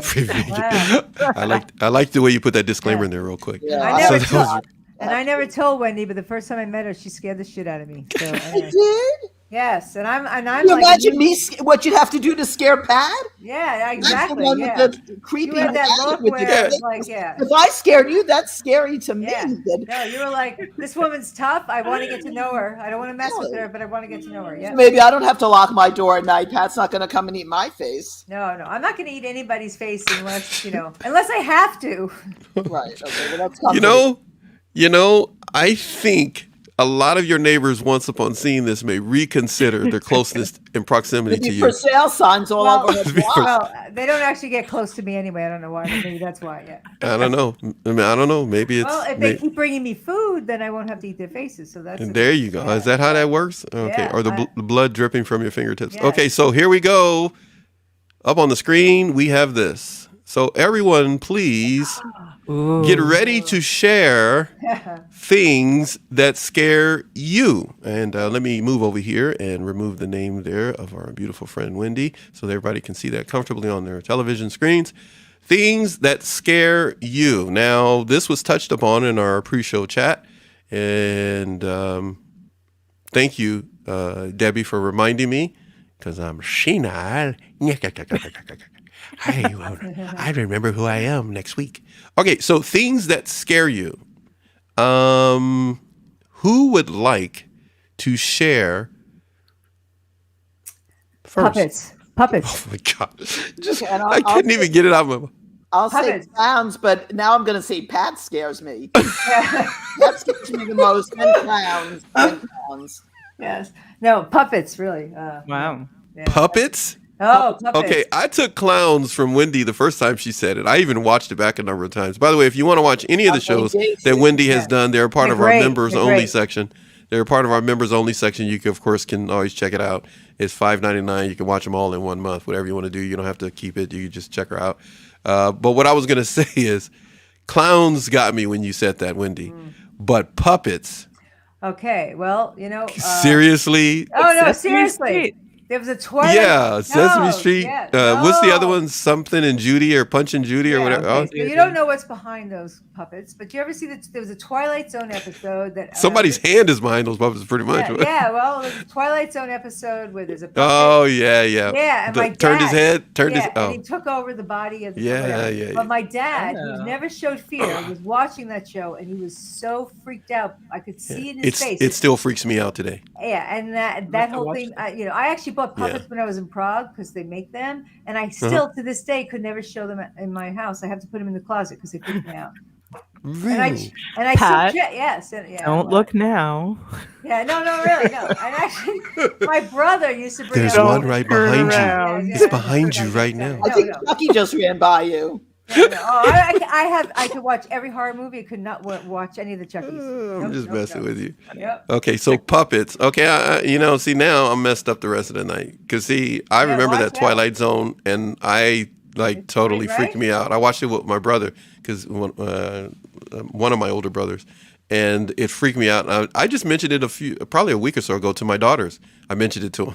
And it was like, watch it that now? thing still freaks me. Yeah, No, man, I can't. No, no, it's but I got to watched be it. daylight. I But really I did. that thing looked real the way they Real. did it. No, and I When he watched it turned his recently. head Yes, and he becomes. Yeah. I watched it recently, thinking I'm an adult now, and nope, it freaked me out even more. I made the So, same like, mistake. I made the same mistake. Yeah. Did not honor the little child inside of me that No. said, "No, we remember that. Do not watch that adult person." Yeah. And yeah, Deb, you got to go check it out. It'll not. I'm just gonna rephrase that. Nobody has to watch it, but if you choose to, you might want to, as my daughters say, can we leave the lights on or only watch it during the day? You know, kind of a thing. So Twilight Zone, yes. But what scares you, Debbie? So Things that two scare you. things. I had originally one answer, and now I have Oh my two. goodness. So the first one is math. Are you serious? Well, that's Are good. you- too. Cannot do math. And my Things that dad. scare you, it's math. Oh my God, my dad was a mathematician. How bad Oh. is this? Oh, Yeah, that right. I don't know how you could do that. Yeah, it's very That's Freudian. rough. Yeah. Just don't get the concept. Yeah. Yeah, that's kind of Statistics was the scariest thing in the world in university. wow. Okay. Hey, so what percentage of your book? No, I'm just kidding. I'm just messing with you. I was gonna make up. Just, I can't even count the pages. Yeah. Forget it. No, but the other thing that really scares me, sharks. Really? sure. really? Alligators. No, I was, wow. Well, I have to go with No, alligators. Yeah, alligators. alligators. No, Yeah. Well, I No, I got watched Sharks, no, huh? No, I remember Sharks are watching scary. Jaws and going right out. Jaws? and Did you watch swim, Jaws? Yeah, no, I watched it during and then went into the. I was actually in the same area that Jaws was filmed, and I went right into the water, and nobody else Really? was going. Yeah, I don't. Yeah, that Didn't doesn't bother you. No, no. Okay, so what is it about sharks that bothers you, Debbie? Well, Outside of their teeth, their fin, the you body, watch, The fact you that watch, they look, can their follow eyes. you. Just keep going. eat your face. oh, that's true, yeah. She's never No, going to no. be able to live that down. I know, She's but never they'll- going to be yeah. able to. They'll eat everything. No, I'll tell you what. I'm going to make a commercial for you of you talking about eating people's face and send it to you. Do But a go meme, ahead. like a boomerang. Boomer, yeah. Yes. No, it's the Little whole gift. idea of swimming like on the surface of the ocean, but having just miles of depth and you don't know what's under you. Yeah, that's Hmm. yeah, I could get to Big see that. monster soup. Yeah, I could Monster see that. soup. Yeah, I could see that. Okay, there's your new book. Yeah. Yeah, Monster Soup. Yeah. Gonna be picked up by Netflix. There you I was go. gonna say, yeah, that's a Apple streaming- Plus is gonna that's- pick it up. That's definitely There's a lot of streaming. shark Series. movies. Yeah, Yeah, there you Sharknado. go. So you never watched Sharknado by any chance? I watched them all. It just scares me. Really? Yeah. I try to get I try to do what's the technique of what's it called when you immerse your is it just immersion therapy when you immerse yeah, yourself yeah, in- right, Is Huh? it or aversion therapy, right? Is it aversion? Is it immersion? Um, Whatever. Is you basically face your fears, and all it does is make you more. I mean, freaked it's out, like- but yeah. the next logical step would be to swim in like a shark tank, but that is never going to happen. Yes. Okay. No. I So would I'll watch advise them not on that. TV. That'll be my therapy, Okay. and it doesn't really help. Yeah. I have a friend who swims with sharks. She said, Good. No way. Yeah. Wow. That's And that's cool. not surprising. My son was in Hawaii That's a couple of months ago, and he planned to go down in a shark tank. Wow. And he'd paid and everything. He would have, except it was too choppy that day, and they didn't go. Wow. Wait, so the choppiness has something to do with it? Yeah. Oh, I guess. Yeah. Yeah, okay. because they can't get Moving you all trouble. around. Yeah, Yeah, yeah, yeah. yeah. So you got to be relatively still. No, I've Yeah. done, I've done a lot of crazy things. I've been at countries where I was shot at during wars, but I would not go in a Shark Tank. No. I don't want to go in. Yeah. Well, You were shot at, but you won't do a Shark Tank. No. But you will. You will eat your neighbors. I will eat if I have to. If you, If well, I'm you know, the shark starving. is thinking the same thing. The shark is thinking exactly the same That thing. is why that's why I'm. I have no need for a Yeah, the human, but I sharks- will if I have to. The sharks are terrified of puppets and terrified Yes. of clowns. And clowns, but they will eat a Clown human. pig. Yes. and doll. Yes. Exactly. That should be an op-ed. I mean, you should write that somewhere, Debbie. That's actually would be funny. Just my perspective on clowns, sharks, and puppets from a recent discussion with Yes. Wendy and Pat, Lady Dunn, and Wendy. an Okay, episode on Yeah. is everybody ready for what I'm about to do here? Because this is coming to the end of the show. There's two things that we're going to do, and then I will release you from this prison called NATV Network. All right, so here we go. I hope you're ready. Here we go. Wendy gets to go first on this one. Oh, no. Debbie, you're going last. Wendy, this is going to be similar to something I spoke with you about before. But Wendy, what has your life been like since you met Pat? Describe that in less than 8 words.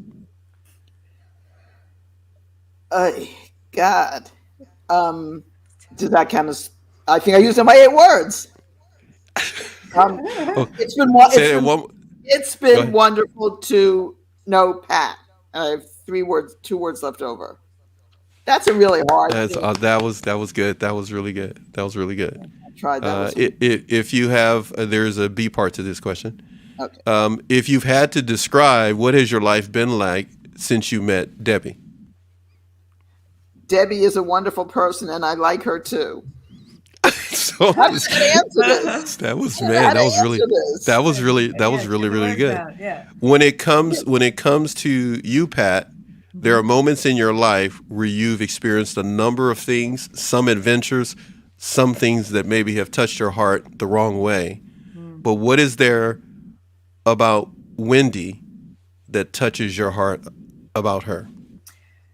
Because she's authentic, sincere, and I may not always agree with her, but I know that she believes hard and she stands by her convictions.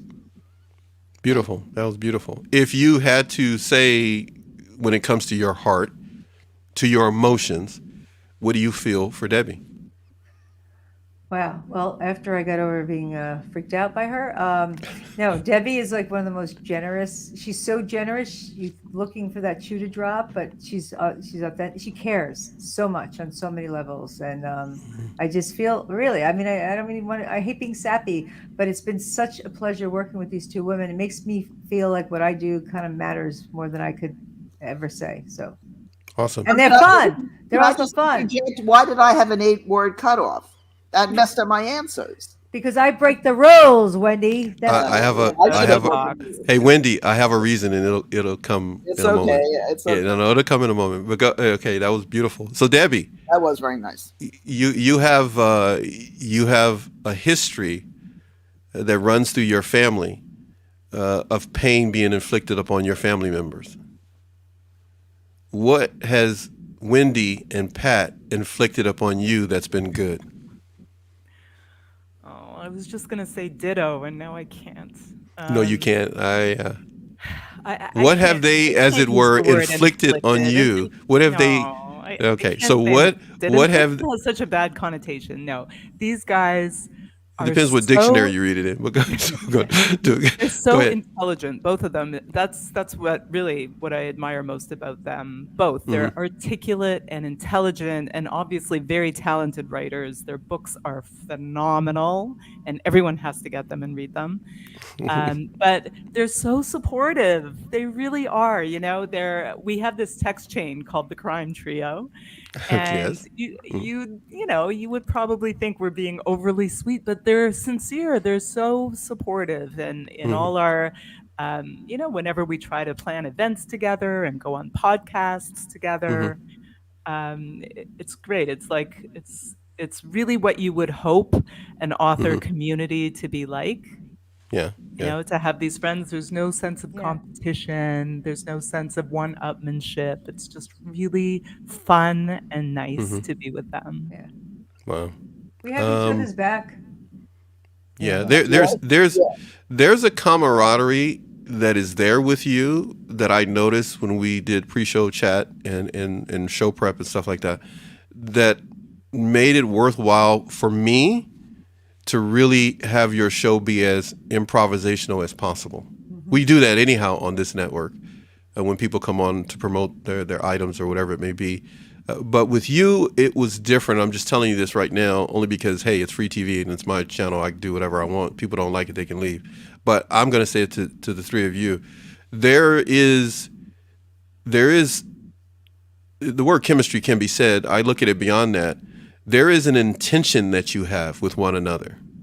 You have an intention that is expressed and shown, and it really is all about support.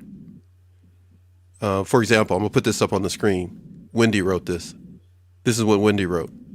Get all our book, yeah. And that is what I noticed about all of you. It's not really about get my. Get our. And for me and my family, that we do this and put this out there for people and people to come on so we can showcase them. You're just the type of people we look for. You have families, but you create a family atmosphere the best you can with one another, and that's why we wanted you on NATV Network. So I Thank wanted you you. to know that. I really wanted you to know that. I didn't expect Wendy to write what she wrote there, but that's Yes. exactly what I was trying to show you. Yes. That is exactly that. As my father would say, it takes a man 400 words to say what a woman can say in 10, and that is what just happened. Because Wendy just put that in very simple words. And that's why I asked you, Wendy, to say something in 8 words, because I know you can say, not that the others can't, you will tell me in a very succinct way, and it has the same weight as what both of them just said. Yeah. And that is a part of the, now I'll use the word, chemistry between you. And so therefore, audience-wise, everybody knows how I am. Always going to tell everybody, put the pizza down. Pizza costs you what, $30? So, $35, depending on how big your belly is and how much you want to, how many men you got in the house and all that kind of stuff. And how depressed you are, it depends on how much pizza you want to eat, cheese. But buy the book, buy the books, buy the collection and send it to a friend. Start preparing gifts right now for your friends so that you can send it to. And if it's somebody you don't like, make sure you send them a book talking about eating their face. So, no, I'm just kidding. No, that sounds really bad, me saying that.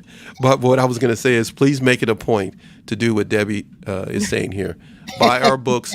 Or, you know what? You need to go with that one. Yeah, So I like that. needs to, yes, you threat. need to hit, I'm telling you right now. Yeah, man. That's You know I merch. will. That's merch store stuff right there. That Yeah, needs to That's a be. t-shirt. That's a t-shirt and a half. Yeah, right I'm there. going to t-shirt. make that T-shirt. Yeah, That's a T-shirt with bite marks on it. You got to get Yeah. somebody to do that. Make a shirt that has bite marks.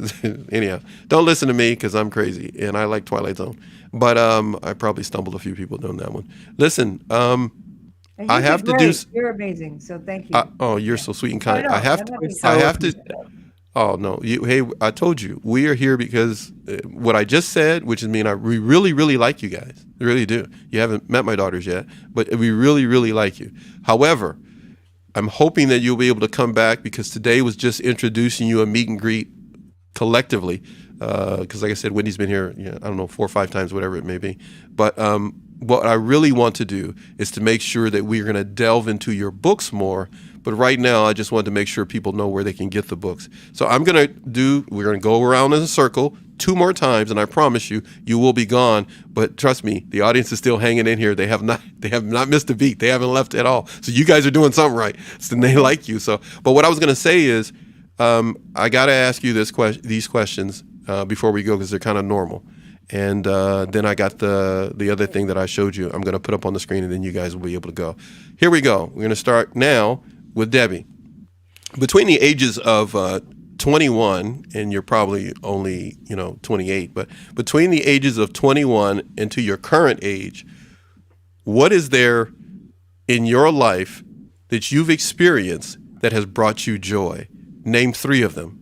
Between the age of 21 and where you are right now, don't list this show because this is torture.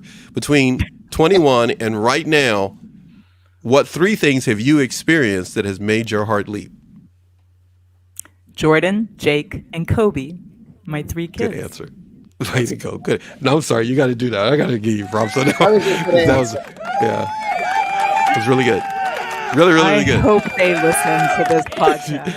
And I hope they take the trash out too and do the dishes. No, I'm just kidding. So that was really good. That was really good. That was good. So, Pat, Lady Dunn, Yes. at some point, and you know that point, you know the year, you know the moment in time in which you decided to write a book, the first one, and you went headfirst into it. Up until the moment that you came on today, we talked a little bit, and now we're live. From that moment you started the first book till now, what are the 3 top changes in your life that made you smile? I found an amazing writing community that not only got my book, but my writing, but got me and got me through a lot of hard stuff. my daughter, and my the best. I don't marry for money. I marry for editing skills. My husband, Alan. Wow. Yeah, Alan's got props, man. Thank you. yeah, yeah. There you go. I like that. And I really want to delve into that subject. But anyhow, we're not going to do it tonight. But that's really good. What, I'm sorry, was that the sound engineer guy that was before the show? I don't. Yeah, he's the music Yeah, photographer. yeah, Yeah. yeah, Who actually gets yeah. sound? And Yeah. tell him thanks again. Tell him thanks for hanging out and trying to help you. You know, a lot Yes, of times people come on the show and they get no help at all. no, he's very At helpful. least he was Alan, no. thanks. Yeah. Much props on that. Wendy, Yes. at the age, and we're going to pick age again, at the age of 25, from the age of 25 to right now,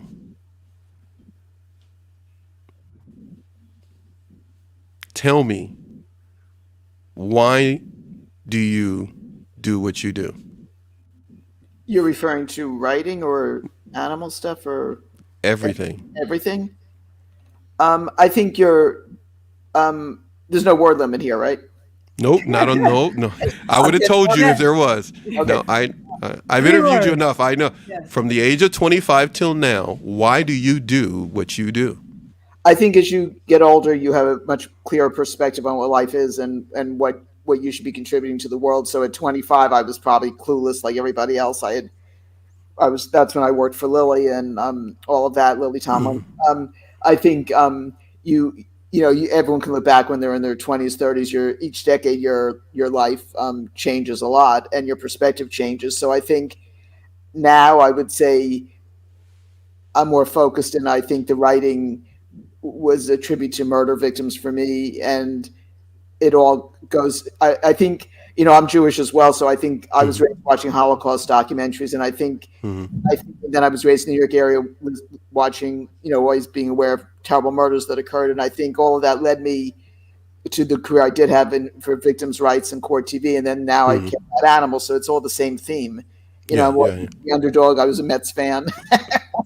I still am. Yeah. Really? I still am. I didn't mean to put it in the past tense. So I think I just always felt for the victims, whether it's people, animals, a baseball team, whatever. That's how my perspective has always been. And I think as you get older, you have a clearer perception of it and what matters, what doesn't matter. And at the end of the day, you're going to die. And what did you do when you were here, and what did you contribute? And I think most people have messed up priorities in general. We're living in an extremely messed up world right now, and most people have messed up priorities. And I feel like I'm at my most focused of what the point of being here is right now. Wow, it's amazing. That was very insightful. So then you get first dibs at this. Here we go. Everybody, normally if you've been watching us since August of 2020 in doing these shows, this is the moment where we put something up on the screen that you've asked us to do when people come on. You want some advice for the audience on their way out. It could be anything. And again, do not get me canceled. So anyhow, what I was going to say, any advice that you want to pass on, Wendy, to anyone that's listening right now that can help them make it through the day?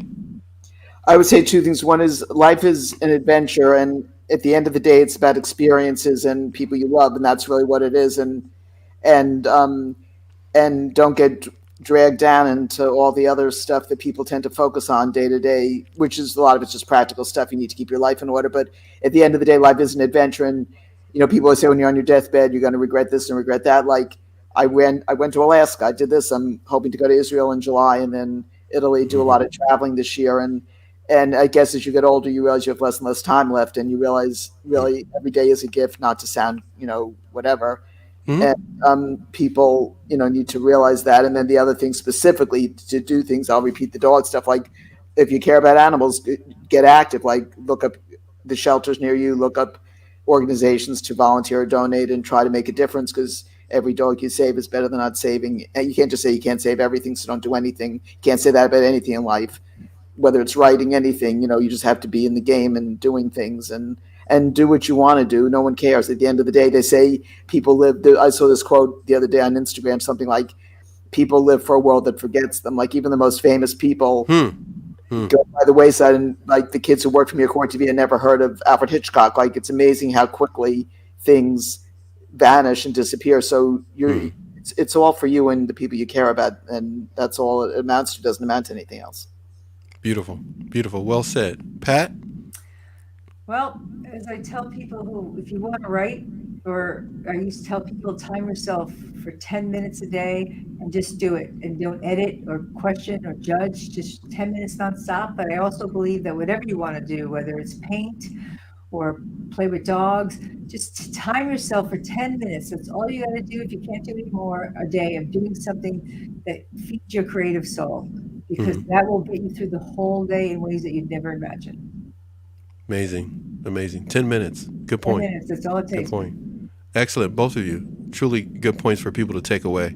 We deal on our platform with a lot of relationship issues people may have. It's a mental health podcast channel. It covers a number of things from narcissistic abuse to whatever it may be. We cover a lot of subjects. So, Debbie, when it comes to you having advice for the audience, there are parts of your life that we didn't discuss today that may fit in that category or may not fit in that category, or relationships or a number of other things. I want to dissect you one day like I'm going to dissect everybody else here. But right now, tell us something, beside the advice you're going to give, tell us something about yourself that no one else knows about you, along with some advice. I had to save something to mess with you. So I already told you I can't do math. You want more intimate than that? Yep, on your way out. Yep. I can't cook either.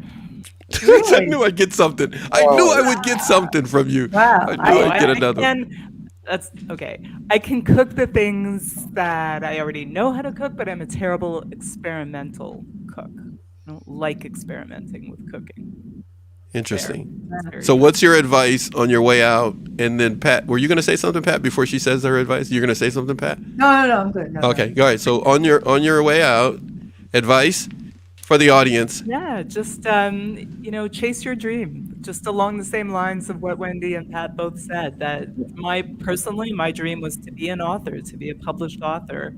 And looking back, I wish I hadn't waited so long to actually chase that dream. I wish I had tried it decades ago instead of publishing my first book 6 years ago. People think, I'll do it when I'm not busy, but you're always going to be busy. Life is always going to be coming at you, so you just have to start. And whether it's 10 minutes a day, start it today. If you want to be a writer, start it now. Oh. Well, there's nothing else for us to talk about that would not take another hour. So I think you ladies should go enjoy your evening. Thank you so much for doing this with us. Thank you. I really appreciate it. I got to put a few things up, and I'm going to torture the audience that's here, which they should be exiting real quick right now. But I appreciate you being a part of our first episode of doing this together, International Book Lovers Podcast. Many people wrote us for the past year and a half, over 18 months to do this. You were the first guest to come on and do it. We really appreciate you doing that. And everybody should be making their way. Let me get this other part off the screen so everybody can see that. You should be making your way to see Wendy, Deborah, and Pat, and catch you on Instagram. Look in the links that I will be providing once this clears YouTube and they go ahead and make sure everybody can see it. I'll put all those links in. All the stuff you ladies sent me will be there for everybody. Anything else you want to give me, you know how to send it to me via email, and we'll go ahead and do that. Now, for me personally, I see all three of you having a huge impact on our audience and our social media platforms, 14 platforms that we have, and I look forward to all of you being able to come back. I'm going to be doing a few things on the way out, but the first thing that I do, because our audience has told us for years to do this, is always play music on the way out, because some of you get jiggy with it as we end the show. So we're going to make sure to keep doing that. Ladies, if you want to stick around when the show is over with, I will talk to you a little bit, but if you got to go, I will catch you another time.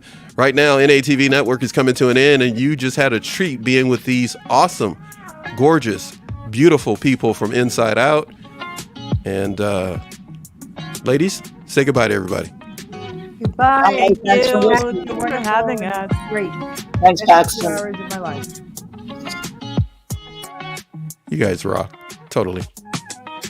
NATV Network, home of NATV podcasts and NATV radio, NATV live, and a whole lot more. You guys have no idea what's coming your way, but you're going to have fun. Enjoy the music a little bit, because you know what time it is. You ready? Here we go. This is what we got first. That was from Lady Debbie.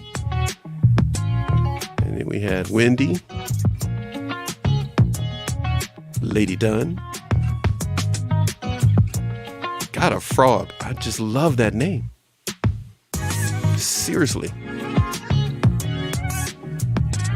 I should come up with Got a Gecko. I don't know. Love you guys so much for being supportive, but I need you to do something for me. And you know what I'm going to do? You got to buy their books. They didn't come on just to come on. Show your love, show your support, put the pizza down. Get their books.